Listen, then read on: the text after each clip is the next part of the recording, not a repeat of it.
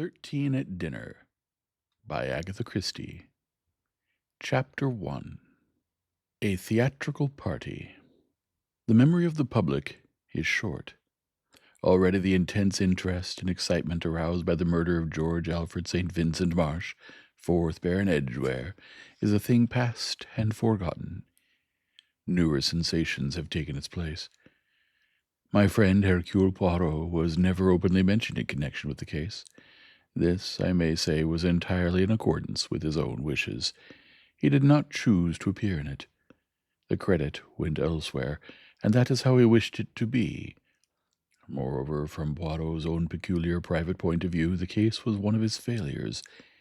He always swears that it was the chance remark of a stranger in the street that put him on the right track. However that may be, it was his genius that discovered the truth of the affair, but for Hercule Poirot I doubt if the crime would have been brought home to its perpetrator. I feel, therefore, that the time has come for me to set down all I know of the affair in black and white. I know the ins and outs of the case thoroughly, and I may also mention that I shall be fulfilling the wishes of a very fascinating lady in so doing. I have often recalled that day in Poirot's prim, neat little sitting-room when, striding up and down a particular strip of carpet, my little friend gave us his masterly and astounding resume of the case. I'm going to begin my narrative where he did on that occasion, at a London theatre in June of last year.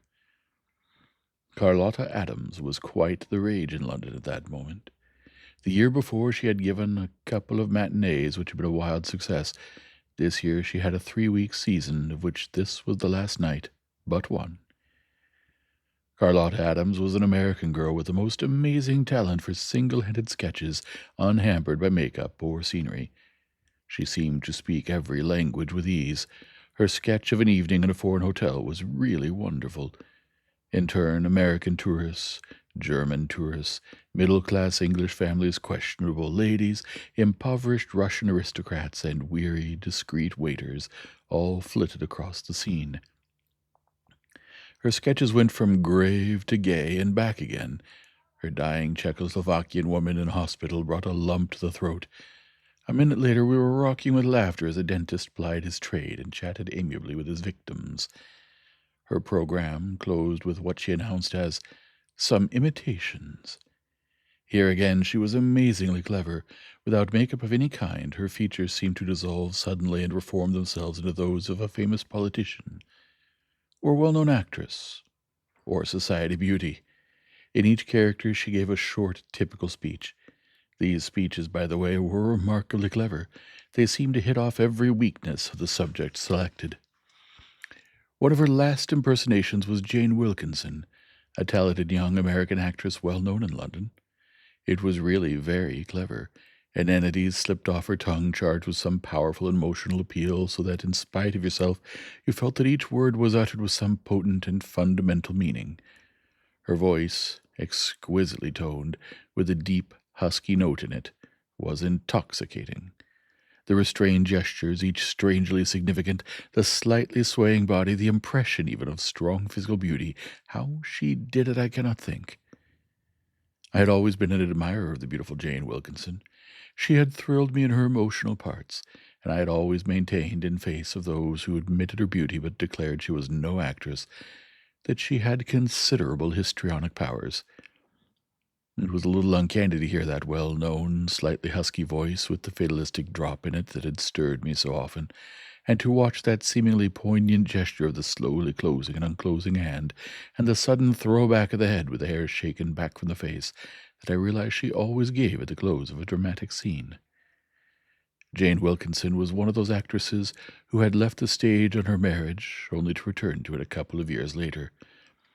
3 years ago she had married the wealthy but slightly eccentric Lord Edgware. Rumor went that she left him shortly afterwards. At any rate, 18 months after the marriage, she was acting for the films in America, and had this season appeared in a successful play in London. Watching Carlotta Adams' clever but perhaps slightly malicious imitation, it occurred to me to wonder how such imitations were regarded by the subject selected. Were they pleased with the notoriety, at the advertisement it afforded? Or were they annoyed at what was, after all, a deliberate exposing of the tricks of their trade? Was not Carlotta Adams in the position of the rival conjurer who says, "Oh, this is an old trick. Very simple. I'll show you how this one's done"? I decided that if I were the subject in question, I should be very much annoyed. I should, of course, conceal my vexation, but decided that I should not like it. One would need great broad-mindedness and a distinct sense of humor to appreciate such a merciless expose. I had just arrived at these conclusions when the delightful husky laugh from the stage was echoed from behind me. I turned my head sharply. In the seat immediately behind mine, leaning forward with her lips slightly parted, was the subject of the present imitation, Lady Edgware, better known as Jane Wilkinson. I realized immediately that my deductions had been all wrong. She was leaning forward, her lips parted, with an expression of delight and excitement in her eyes. As the imitation finished, she applauded loudly, laughing and turning to her companion, a tall, extremely good-looking man of the Greed God type, whose face I recognized as one better known on the screen than on the stage. It was Brian Martin, the hero of the screen most popular at the moment. He and Jane Wilkinson have been starred together in several screen productions. "Marvelous, isn't she?" Lady Edgware was saying. He laughed. "Jane, you look all excited." "Well, she really is too wonderful. Heaps better than I thought she'd be." I did not catch Brian Martin's amused rejoinder. Carlotta Adams had started on a fresh improvisation. "What happened later is, I shall always think, a very curious coincidence." After the theater, Poirot and I went on to supper at the Savoy. At the very next table to ours were Lady Edgware, Brian Martin, and two other people whom I did not know. I pointed them out to Poirot, and as I was doing so, another couple came and took their places at the table beyond that again. The woman's face was familiar, and yet, strangely enough, for the moment I could not place it. Then suddenly I realized that it was Carlotta Adams at whom I was staring. The man I did not know. He was well-groomed, with a cheerful, somewhat vacuous face. Not a type that I admire. Carlotta Adams was dressed very inconspicuously, in black. Hers was not a face to command instant attention or recognition. It was one of those mobile, sensitive faces that preeminently lend themselves to the art of mimicry. It could take on an alien character easily, but it had no very recognizable character of its own. I imparted these reflections of mine to Poirot. He listened attentively, his egg-shaped head cocked slightly to one side, whilst he darted a sharp glance at the two tables in question. "So that is Lady Edgware." "Yes, I remember. I have seen her act. She is belle femme." "And a fine actress, too." "Possibly." "You don't seem convinced." "I think it would depend on the setting, my friend. If she is the center of the play, if all revolves around her, yes, then she could play her part. I doubt if she could play a small part adequately, or even what is called a character part. The play must be written about her, and for her. She appears to me of the type of women who are interested only in themselves." He paused and then added rather unexpectedly, "Such people go through life in great danger." "Danger?" I said, surprised. "I've used the word that surprises you, I see, mon ami. Yes, danger. Because you see, a woman like that, she sees only the one thing, herself. Such women see nothing of the dangers and hazards that surround them, the million conflicting interests and relationships of life. No, they see only their own forward path, and so, sooner or later, disaster." I was interested. I confessed to myself that such a point of view would not have struck me. "And the other?" I asked. "Miss Adams?" His gaze swept to her table. "Well," he said, smiling, "what do you want me to say about her?" "Only how she strikes you." "Mon cher, am I tonight a fortune-teller who reads the palm and tells the character?" "You could do it better than most," I rejoined. "It is a very pretty faith that you have in me, Hastings. It touches me. Do you not know, my friend, that each one of us is a dark mystery, a maze of conflicting passions and desires and aptitudes? Mais oui, c'est vrai. One makes one's little judgments, but 9 times out of 10, one is wrong." "Not Hercule Poirot," I said, smiling. "Even Hercule Poirot.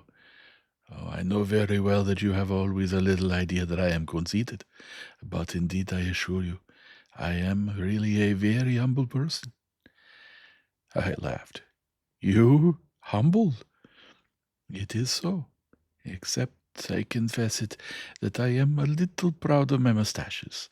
Nowhere in London have I observed anything to compare with them." "You are quite safe," I said dryly. "You won't. So you're not going to risk judgment on Carlotta Adams?" "Elle est artiste," said Poirot simply. "That covers nearly all, does it not?" "Anyway, you don't consider that she walks through life in peril?" "We all do that, my friend," said Poirot gravely. "Misfortune may always be waiting to rush out upon us, but as to your question, Miss Adams, I think, will succeed. She is shrewd, and she is something more. You observed without doubt that she is a Jewess." I had not, but now that he mentioned it, I saw the faint traces of Semitic ancestry. Poirot nodded. "It makes for success, that, though there is still one avenue of danger, since it is of danger we are talking." "You mean love of money?" "Love of money might lead such a one from the prudent and cautious path." "It might do that to all of us," I said. "That is true, but at any rate you or I would see the danger involved. We could weigh the pros and cons. If you care for money too much, it is only the money you see. Everything else is in shadow." I laughed at his serious manner. "Esmeralda, the gypsy queen, is in good form," I remarked teasingly. "The psychology of character is interesting," returned Poirot unmoved. "One cannot be interested in crime without being interested in psychology. It is not the mere act of killing, it is what lies behind it that appeals to the expert. You follow me, Hastings?" I said that I followed him perfectly. "I have noticed that when we work on a case together, you are always urging me on to physical action, Hastings. You wish me to measure footprints, to analyze cigarette ash, to prostrate myself on my stomach for the examination of detail. You never realize that by lying back in an armchair with the eyes closed, one can come nearer to the solution of any problem. One sees then with the eyes of the mind." "I don't," I said. "When I lie back in an armchair with my eyes closed, one thing happens to me, and one thing only." "I have noticed it," said Poirot. "It is strange. At such moments the brain should be working feverishly, not sinking into sluggish repose. The mental activity, it is so interesting, so stimulating. The employment of the little grey cells is a mental pleasure. They and they only can be trusted to lead one through fog to the truth." I'm afraid that I have got into the habit of averting my attention whenever Poirot mentions his little grey cells. I've heard it all so often before. In this instance, my attention wandered to the 4 people sitting at the next table. When Poirot's monologue drew to a close, I remarked with a chuckle, "You have made a hit, Poirot. The fair Lady Edgware can hardly take her eyes off you." "Doubtless she has been informed of my identity," said Poirot, trying to look modest and failing. "I think it's the famous mustaches," I said. "She's carried away by their beauty." Poirot caressed them surreptitiously. "It is true that they are unique," he admitted. "Oh, my friend, the toothbrush, as you call it, that you wear, it is a horror, an atrocity, a wilful stunting of the bounties of nature. Abandon it, my friend, I pray of you." "By Jove," I said, disregarding Poirot's appeal, "the lady's getting up. I believe she's coming to speak to us. Brian Martin is protesting, but she won't listen to him." Sure enough, Jane Wilkinson swept impetuously from her seat and came over to our table. Poirot rose to his feet, bowing, and I rose also. "Monsieur Hercule Poirot, isn't it?"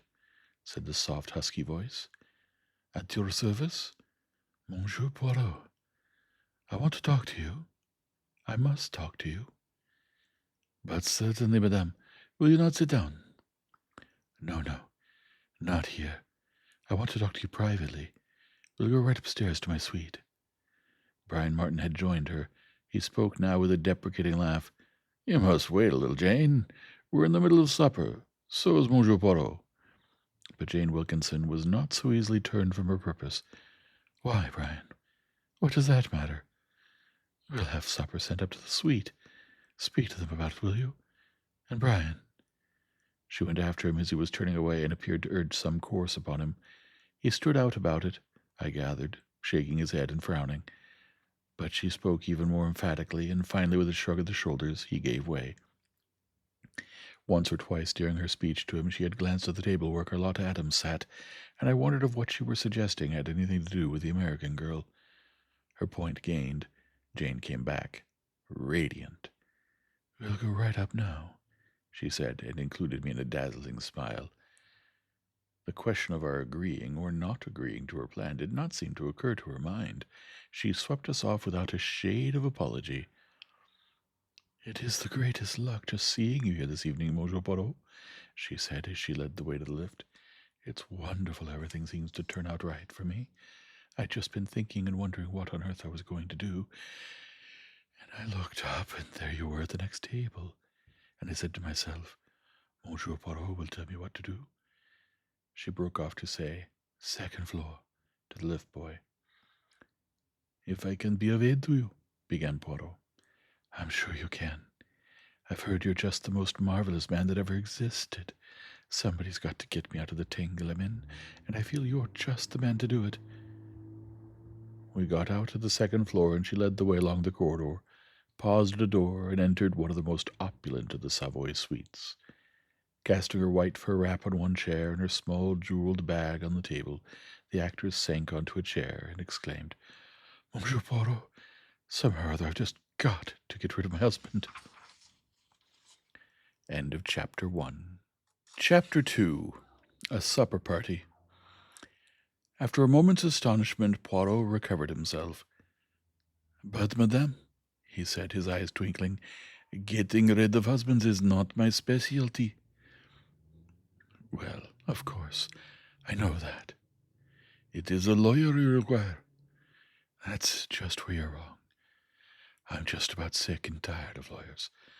I've had straight lawyers and crooked lawyers, and not one of them's done me any good. Lawyers just know the law. They don't seem to have any kind of natural sense. And do you think I have? She laughed.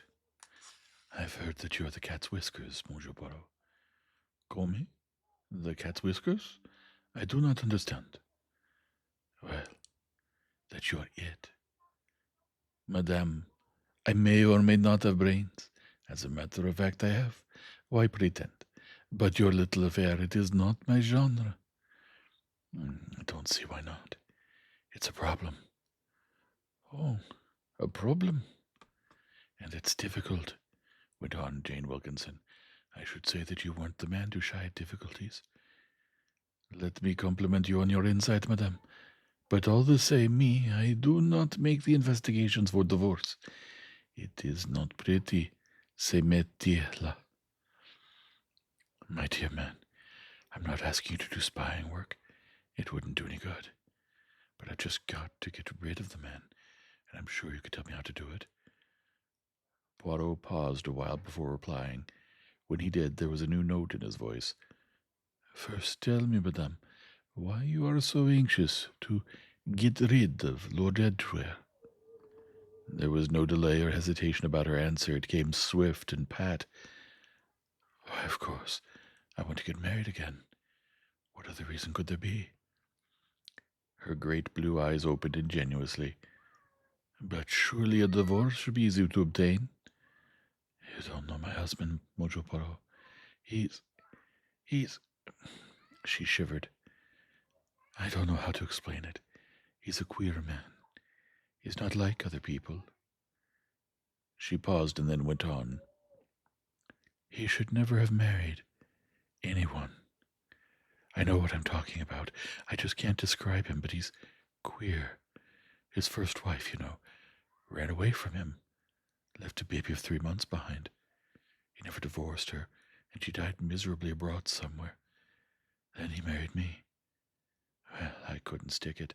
I was frightened. I left him and went to the States. I've no grounds for divorce, and if I've given him grounds for one, he won't take any notice of them. He's he's a kind of fanatic. In certain American states, you could obtain a divorce, madame. That's no good to me. Not how I'm going to live in England. You want to live in England? Yes. Who is the man you want to marry? That's just it. The Duke of Merton. I drew in my breath sharply.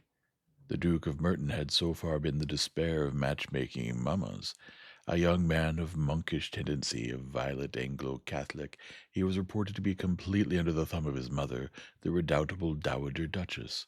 His life was austere in the extreme. He collected Chinese porcelain and was reputed to be of aesthetic tastes. He was supposed to care nothing for women. I'm just crazy about him, said Jane sentimentally. He's unlike anyone I ever met. And Merton Castle is too wonderful. The whole thing is the most romantic business that ever happened. He's so good-looking, too, like a dreamy kind of monk. She paused.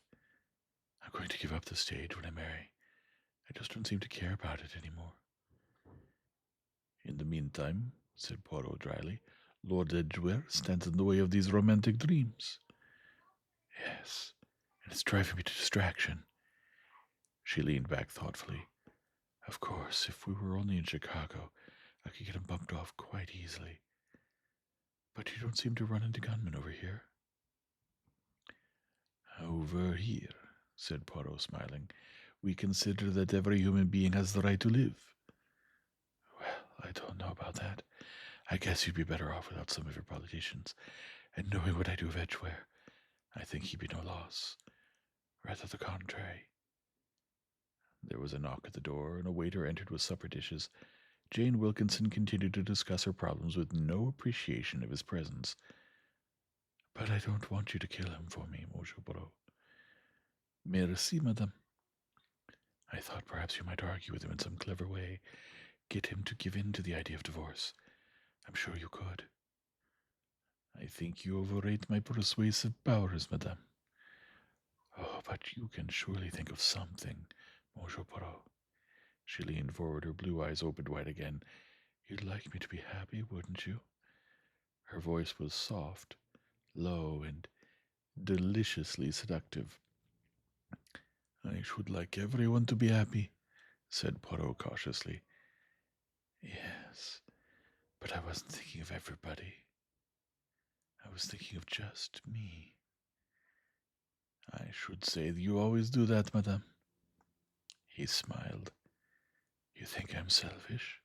Oh, I did not say so, madame. I guess I am. But you see, I do so hate being unhappy. It affects my acting, even, and I'm going to be ever so unhappy unless he agrees to a divorce. Or dies. On the whole, she continued thoughtfully, it would be much better if he died. I mean, I'd feel more finally quit of him. She looked at Poirot for sympathy. You will help me, won't you, Monsieur Poirot? She rose, picking up the white wrap, and stood looking appealingly into his face. I heard the noise of voices outside in the corridor. The door was ajar. If you don't, she went on. If I don't, madame? She laughed. I'll have to call a taxi and go around and bump him off myself. Laughing, she disappeared through a door to an adjoining room just as Brian Martin came in with the American girl Carlotta Adams and her escort, and the two people who had been supping with him and Jane Wilkinson. They were introduced to me as Mr. and Mrs. Widburn. Hello, said Brian. Where's Jane? I want to tell her I've succeeded in the commission she gave me. Jane appeared in the doorway of the bedroom. She held a lipstick in one hand. Have you got her? How marvelous. Miss Adams, I do admire your performance so. I felt I just had to know you. Come in here and talk to me while I fix my face. It's looking too perfectly frightful. Carlotta Adams accepted the invitation. Brian Martin flung himself down in a chair. Well, Monsieur Poirot, he said, you were duly captured. As our Jane persuaded you to fight her battles, you might as well give in sooner or later. She doesn't understand the word no. She has not come across it, perhaps. A very interesting character, Jane, said Brian Martin. He lay back in his chair and puffed cigarette smoke idly towards the ceiling. Taboos have no meaning for her, no morals whatever. I don't mean she's exactly immoral. She isn't. Amoral is the word, I believe. Just sees one thing only in life. What Jane wants. He laughed. I believe she'd kill somebody quite cheerfully, and feel injured if they caught her and wanted to hang her for it. The trouble is that she would be caught. She hasn't any brains. Her idea of a murder would be to drive up in a taxi, sail in her own name, and shoot. Now I wonder what makes you say that, murmured Poirot. Eh? You know her well, monsieur? I should say I did. He laughed again, and it struck me that his laugh was unusually bitter. You agree, don't you? He flung out to the others. Oh, Jane's an egoist, agreed Mrs. Woodburn. An actress has got to be, though. That is, if she wants to express her personality. Poirot did not speak. His eyes were resting on Brian Martin's face, dwelling there with a curious, speculative expression that I could not quite understand. At that moment Jane sailed in from the next room, Carlotta Adams behind her. I presume that Jane had now fixed her face, whatever that term denoted, to her own satisfaction. It looked to me exactly the same as before, and quite incapable of improvement. The supper party that followed was quite a merry one, yet I sometimes had the feeling that there were undercurrents which I was incapable of appreciating. Jane Wilkinson I acquitted of any subtleties. She was obviously a young woman who saw only one thing at a time. She had desired an interview with Poirot, and had carried her point and obtained her desire without delay. Now she was obviously in high good humor. Her desire to include Carlotta Adams in the party had been, I decided, a mere whim. She had been highly amused, as a child might be amused, by the clever counterfeit of herself. No, the undercurrents that I sensed were nothing to do with Jane Wilkinson. In what direction did they lie? I studied the guests in turn. Brian Martin? He was certainly not behaving quite naturally. But that, I told myself, might be merely a characteristic of a film star, the exaggerated self-consciousness of a vain man too accustomed to playing a part to lay it aside easily. Carlotta Adams, at any rate, was behaving naturally enough. She was a quiet girl with a pleasant, low voice. I studied her with some attention now that I had a chance to do so at close quarters. She had, I thought, distinct charm, but charm of a somewhat negative order. It consisted in an absence of any jarring or strident note. She was a kind of personified soft agreement. Her very appearance was negative. Soft dark hair, eyes a rather colorless pale blue, pale face, and a mobile, sensitive mouth. A face that you liked, but that you would find it hard to know again if you were to meet her, say, in different clothes. She seemed pleased at Jane's graciousness and complimentary sayings. Any girl would be, I thought, and then just at that moment something occurred that caused me to revise that rather too hasty opinion. Carlotta Adams looked across the table at her hostess, who was at that moment turning her head to talk to Poirot. There was a curious, scrutinizing quality in the girl's gaze. It seemed a deliberate summing up, and at the same time it struck me that there was a very definite hostility in those pale blue eyes. Fancy, perhaps, or possibly professional jealousy. Jane was a successful actress who had definitely arrived. Carlotta was merely climbing the ladder. I looked at the three other members of the party. Mr. and Mrs. Woodburn. What about them? He was a tall, cadaverous man, she a plump, fair, gushing soul. They appeared to be wealthy people with a passion for everything connected with the stage. They were, in fact, unwilling to talk on any other subject. Owing to my recent absence from England, they found me sadly ill-informed. And finally Mrs. Woodburn trumped a plump shoulder to me, and remembered my existence no more. The last member of the party was the dark young man with a round, cheerful face, who was Carlotta Adams' escort. I had had my suspicions from the first that the young man was not quite so sober as he might have been. As he drank more champagne, this became even more clearly apparent. He appeared to be suffering from a profound sense of injury. For the first half of the meal he sat in gloomy silence.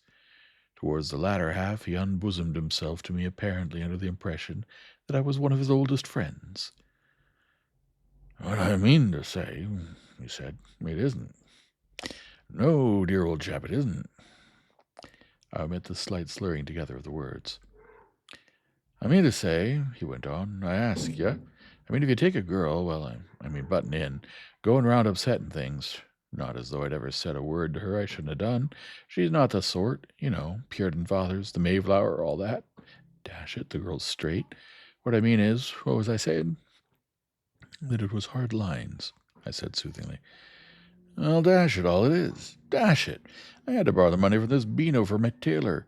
Very obliging chap, my tailor. I've owed him money for years. Makes a sort of bond between us. Nothing like a bond, is there, dear old fellow? You and I. Who the devil are you, by the way?" "My name is Hastings." "You don't say so. Now, I could have sworn you were a chap called Spencer Jones. Dear old Spencer Jones. I met him at the Eton and Harrow, and borrowed a fiver from him. What I say is, one face is very like another face. That's what I say. If you were a lot of chinks, we wouldn't know each other apart." He shook his head sadly, then cheered up suddenly, and drank off some more champagne. Anyway, this reflection seemed to cause him such elation that he presently made several remarks of a hopeful character. "Look on the bright side, my boy," he adjured me. "What I say is, look on the bright side. One of these days, when I'm 75 or so, I'm going to be a rich man. When my uncle dies, then I can pay my tailor." He sat smiling happily at the thought. There was something strangely likable about the young man. He had a round face and an absurdly small black mustache that gave one the impression of being marooned in the middle of a desert. Carlotta Adams, I noticed, had an eye on him, and it was after a glance in his direction that she rose and broke up the party. "It was just sweet of you to come up here," said Jane. "I do so love doing things on the spur of the moment. Don't you?" "No," said Miss Adams. "I'm afraid I always plan a thing out very carefully before I do it. It saves worry." There was something faintly disagreeable in her manner. "Well, at any rate, the results justify you," laughed Jane. "I don't know when I enjoyed anything so much as I did your show tonight." The American girl's face relaxed. "Well, that's very sweet of you," she said warmly, "and I guess I appreciate your telling me so. I need encouragement. We all do." "Carlotta," said the young man with the black mustache, "shake hands and say thank you for the party to Aunt Jane, and come along." The way he walked straight through the door was a miracle of concentration. Carlotta followed him quickly. "Well," said Jane, "what was that blew it and called me Aunt Jane? I hadn't noticed him before." "My dear," said Mrs. Whitburn, "you mustn't take any notice of him. Most brilliant as a boy in the OUDs. You'd hardly think so now, would you? I hate to see early promise come to nothing, but Charles and I positively must toddle."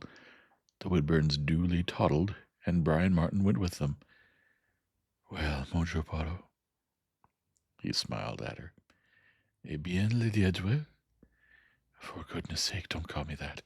Let me forget it. If you aren't the hardest-hearted little man in Europe.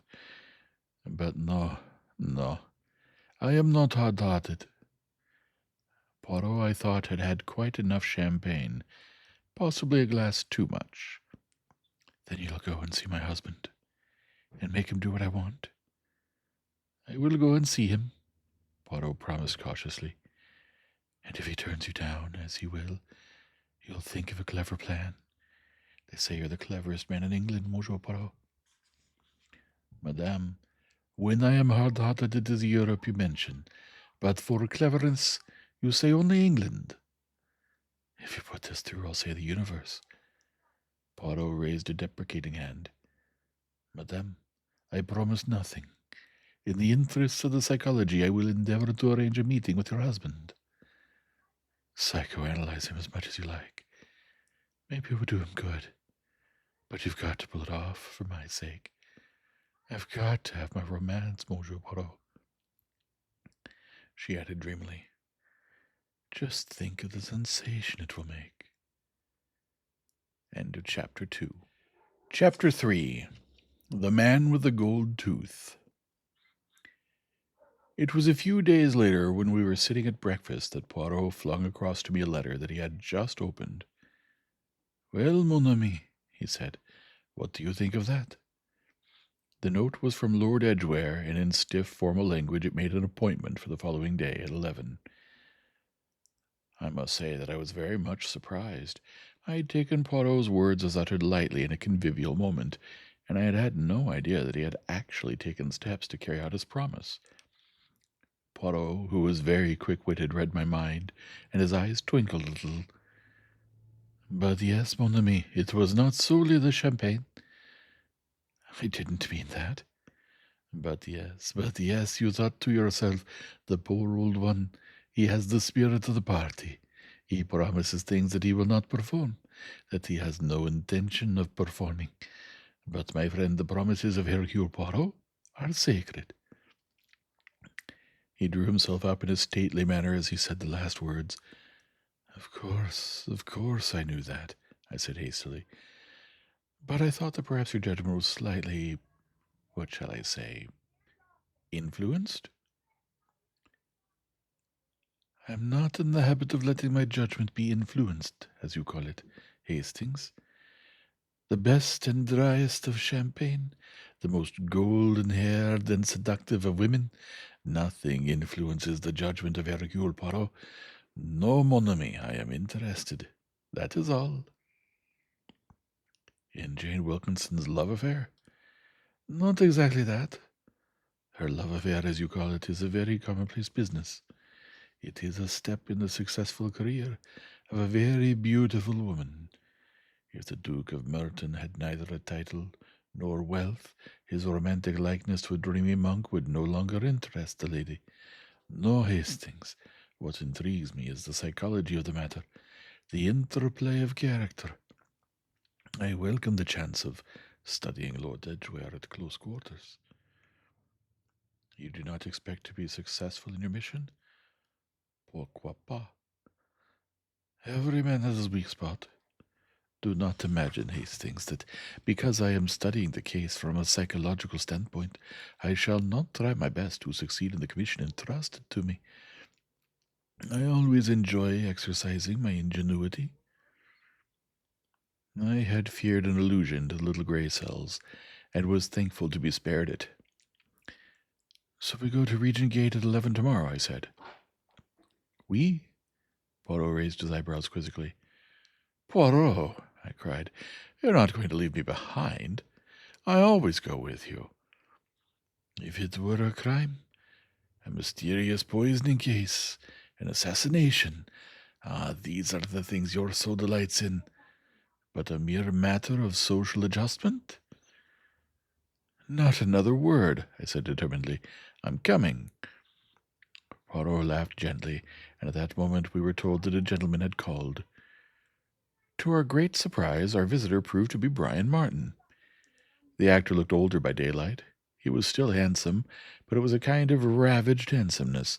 It flashed across my mind that he might conceivably take drugs. There was a kind of nervous tension about him that suggested the possibility. "Good morning, Monsieur Poirot," he said in a cheerful manner. "You and Captain Hastings breakfast at a reasonable hour, I'm glad to see. By the way, I suppose you are very busy just now." Poirot smiled at him amiably. "No," he said. "At the moment I have practically no business of importance on hand." "Come now," laughed Brian. "Not called in by Scotland Yard? No delicate matters to investigate for royalty? I can hardly believe it." "You confound fiction with reality, my friend," said Poirot, smiling. "I am, I assure you, at the moment completely out of work, though not yet on the dole. Dieu merci." "Well, that's luck for me," said Brian with another laugh. "Perhaps you'll take on something for me." Poirot considered the young man thoughtfully.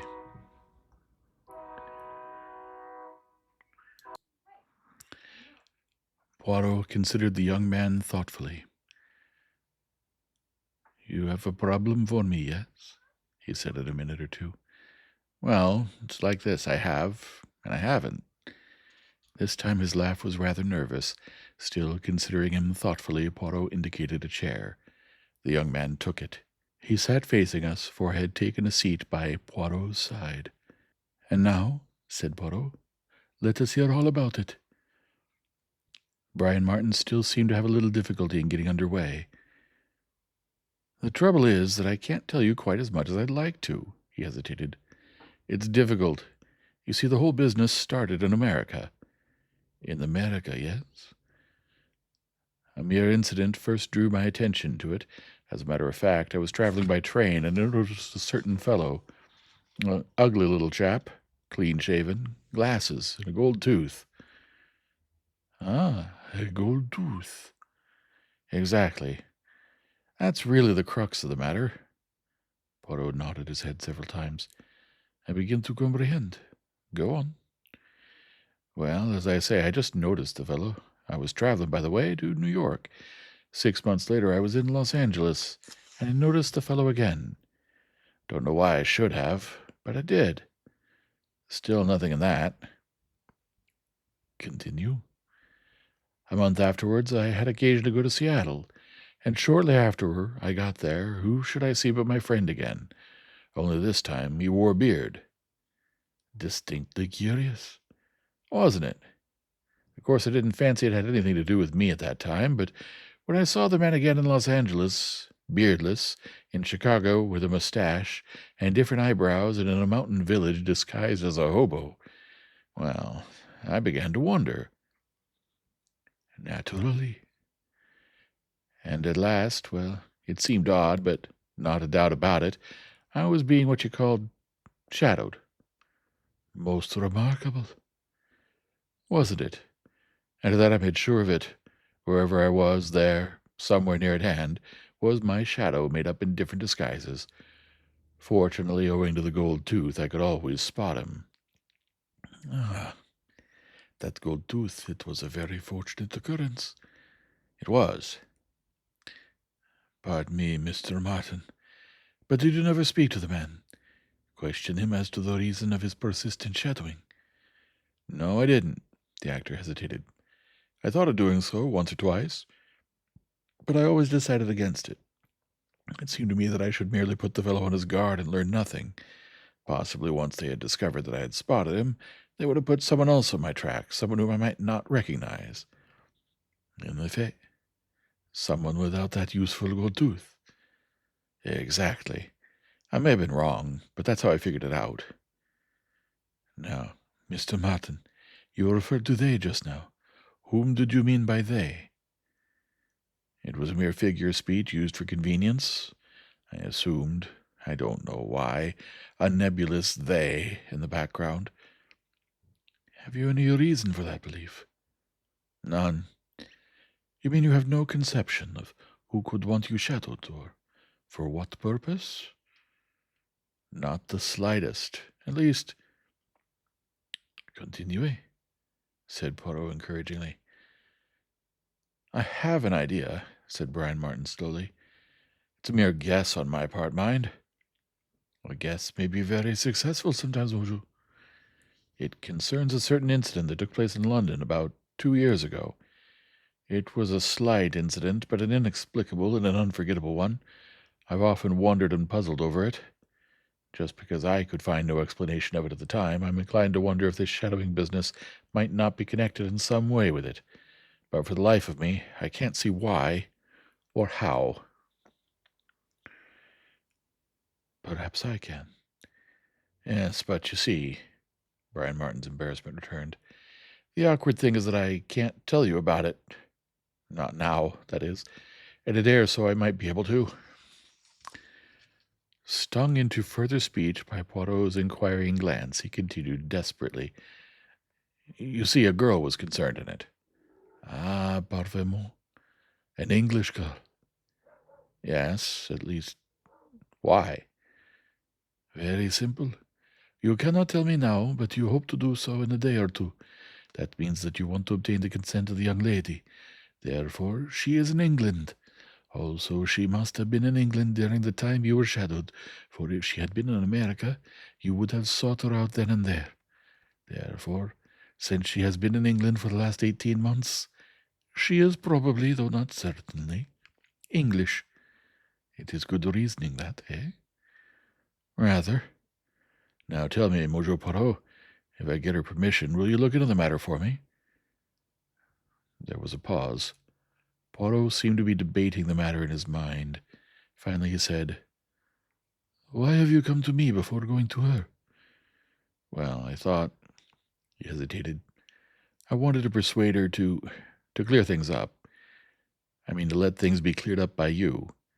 What I mean is, if you investigate the affair, nothing need be made public, need it?" "That depends," said Poirot calmly. "What do you mean?" "If there is any question of crime." "Oh, there's no crime concerned." "You do not know. There may be." "But you would do your best for her. For us?" "That, naturally."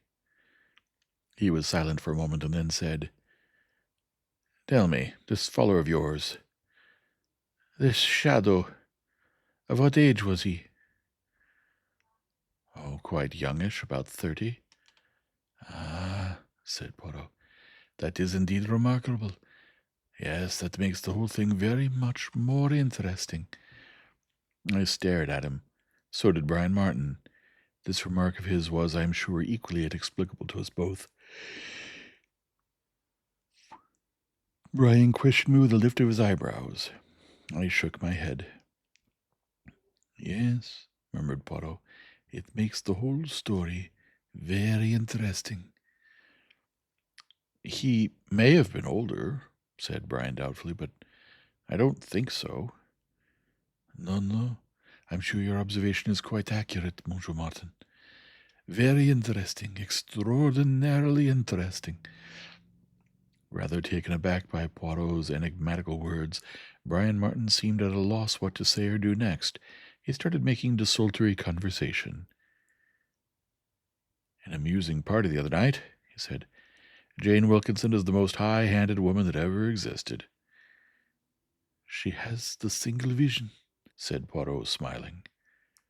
"One thing at a time." "She gets away with it, too," said Martin. "How people stand it, I don't know." "One will stand a good deal from a beautiful woman, my friend," said Poirot with a twinkle. "If she had the bug nose, the sallow skin, the greasy hair, then she would not get away with it, as you put it." "I suppose not," conceded Brian, "but it makes me mad sometimes. All the same, I'm devoted to Jane, though in some ways, mind you, I don't think she's quite all there. On the contrary, I should say she was very much on the spot." "I don't mean that exactly. She can look after her interests all right. She's got plenty of business shrewdness. No, I mean morally." "Ah, morally. She's what they call amoral. Right and wrong don't exist for her." "Ah, I remember you said something of the kind the other evening." "We were talking of crime just now." "Yes, my friend." "Well, it would never surprise me if Jane committed a crime." "And you should know her well," murmured Poirot thoughtfully. "You have acted much with her, have you not?" "Yes, I suppose I know her through and through, and up and down. I can see her killing anybody, quite easily." "Ah, she has the hot temper, yes?" No, not at all. Cool as a cucumber. I mean, if anyone were in her way, she'd just remove them, without a thought. And one couldn't really blame her, morally, I mean. She'd just think that anyone who interfered with Jane Wilkinson had got to go." There was a bitterness in his last words that had been lacking before. I wondered what memory he was recalling. "You think she would do murder?" Poirot watched him intently. Brian drew a deep breath. "Upon my soul, I do. Perhaps one of these days you'll remember my words. I know her, you see. She'd kill as easily as she'd drink her morning tea. I mean it, Monsieur Poirot." He had risen to his feet. "Yes," said Poirot quietly. "I can see you mean it." "I know her," said Brian Martin again, "through and through." He stood frowning for a minute, then with a change of tone he said, "As to this business we've been talking about, I'll let you know, Monsieur Poirot, in a few days. You will undertake it, won't you?" Poirot looked at him for a moment or two without replying. "Yes," he said at last, "I will undertake it. I find it interesting." There was something queer in the way he said the last word. I went downstairs with Brian Martin. At the door he said to me, "Did you get the hang of what he meant about that fellow's age? I mean, why was it interesting that he should be about 30? I didn't get the hang of that at all." "No more did I admitted. "It doesn't seem to make sense. Perhaps he was just having a game with me." "No," I said. "Poirot is not like that. Depend upon it, the point has significance since he says so." "Well, blessed if I can see it. I'm glad you can either. I'd hate to feel I was a complete mutt." He strode away. I rejoined my friend. "Poirot," I said, "what was the point about the age of the shadower?" "You do not see? My poor Hastings." He smiled and shook his head. Then he asked, "What did you think of our interview on the whole?" "There's so little to go upon. It seems difficult to say. If we knew more." "Even without knowing more, do not certain ideas suggest themselves to you, mon ami?" The telephone ringing at that moment saved me from the ignominy of admitting that no ideas whatever suggested themselves to me. I took up the receiver. A woman's voice spoke, a crisp, clear, efficient voice. "This is Lord Edgware's secretary speaking. Lord Edgware regrets that he must cancel the appointment with Monsieur Poirot for tomorrow morning. He has to go over to Paris tomorrow unexpectedly. He could see Monsieur Poirot for a few minutes at 12:15 this morning, if that would be convenient." I consulted Poirot. "Certainly, my friend. We will go there this morning." I repeated this into the mouthpiece. "Very good," said the crisp, businesslike voice. 12:15 this morning." She rang off. End of chapter 3.